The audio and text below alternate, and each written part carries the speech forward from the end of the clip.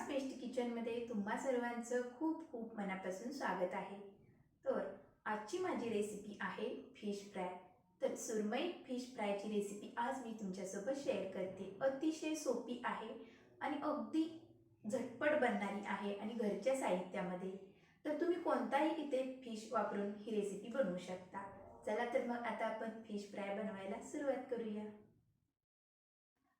तर इथे मी 1 kilo fish घेतलेले आहेत। तर हे फिश मी स्वच्छ धुवून घेतलेले आहेत। तर हे फिश आहेत सुरमईचे।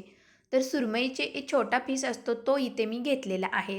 तर सुरमईमध्ये पण खूप वेगवेगळे प्रकार असतात। तर त्यामधील मी हा प्रकार घेतलेला आहे सुरमईचा। तर छोट्यामध्ये हा फिश आहे। तर हे छोटे छोटे पीस करून स्वच्छ 2 ते 3 पाण्याने धुवून घ्यायचे आहेत। तर आता आपण या फिशला मॅरिनेट करूया। तर इथे मी एक ताट घेतलेलं आहे।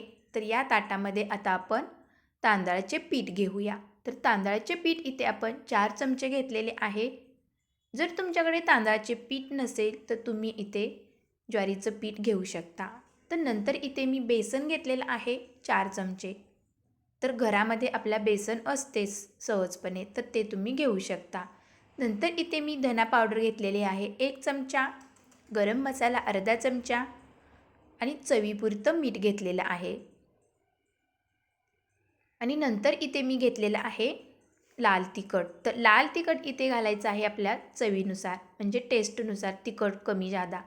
तर इथे मी 1 ते 1.5 चमचा लाल तिखट घेतलेला आहे, लाल मिरची पावडर आणि घरातला पण काळा मसाला आहे तो घेतलेला आहे 1 चमचा।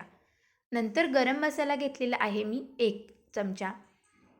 नंतर इथे मी घेतलेला आहे लिंबूची फोड। तर लिंबूची अर्धी फोड घ्यायची आहे, अशी रस पिळून घालायचा आहे।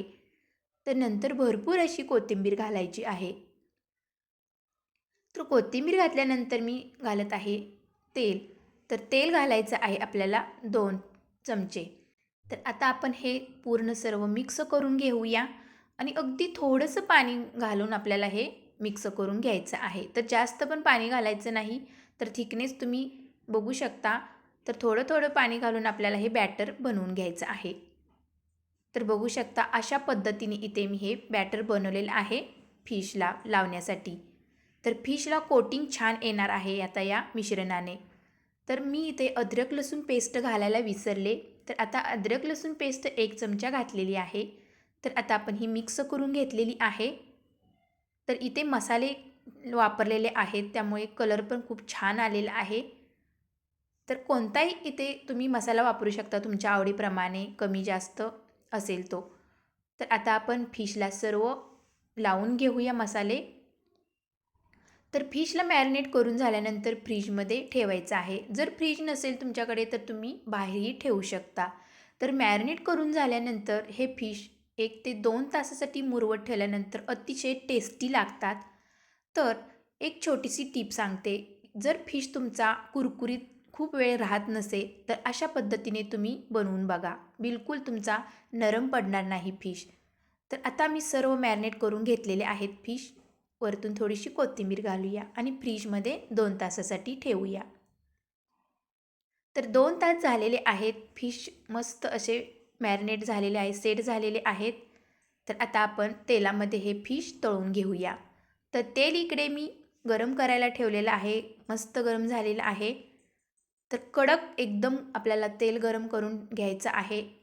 तेल जर गरम नसेल तर फिश नरम पडू शकतो, मऊ पडू शकतो, तो कडक राहत नाही। म्हणून फिश तळण्याच्या अगोदर तेल कडकडीत गरम पाहिजे, तेव्हाच फिश आपला कुरकुरीत बनेल। तर फिश तळण्यासाठी खूप काही वेळ लागत नाही, अगदी 2 मिनिटाच्या आत आपला फिश तळून होतो। तर अगदी कुरकुरीत तळलेला आहे, कोटिंग जसं आहे तसं राहिलेलं आहे या फिशला, तुम्ही बघू शकता। तर दोन्हीही फिश छान कुरकुरीत तळून घेतलेले आहेत। तर बाकीचे जे फिश राहिलेले होते तेही आता आपण अगदी कुरकुरीत तळून घेऊया। तर मस्त असे हे फिश फ्राय आपले झालेले आहेत। जर तांदळाचे पीठ वापरायचे नसेल तर तुम्ही इथे रव्याचाही वापर करू शकता। तर अशा पद्धतीने इथे सर्व आपण फिश कुरकुरीत तळून घेऊया। अशा पद्धतीने जर तुम्ही हे फिश मॅरिनेट करून तळले तर कुरकुरीत बनतात, खूप वेळ असे कुरकुरीत राहतात, नरम पडत नाही। तर बघू शकता इथे सर्व फिश आपले तळून झालेले आहेत. तर कोटिंग जसं आहे तसं राहिलेलं आहे फिशला. तर कुरकुरीत बनलेले आहेत. मसाला लावलेला तसाच आहे फिशला. तर हे फिश खूप वेळ असेच राहतात कुरकुरीत, नरम पडत नाहीत. तर अशा पद्धतीने तुम्हीही नक्की ट्राय करा. मॅरिनेट करण्याची सोपी पद्धत आहे खूप.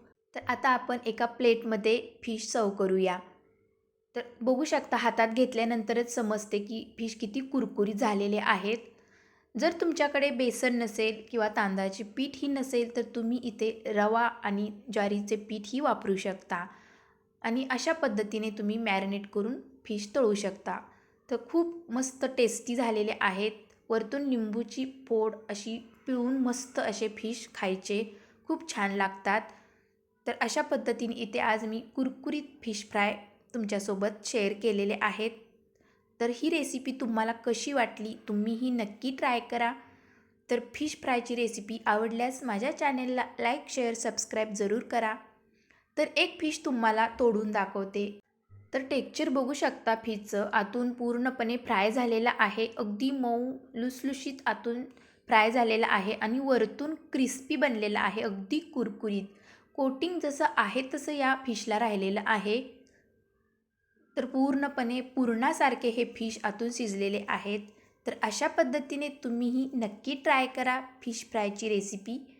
तर भेटूया अशाच नवनवीन रेसिपीमध्ये. तोपर्यंत मस्त खा आणि स्वस्त राहा. Bye bye.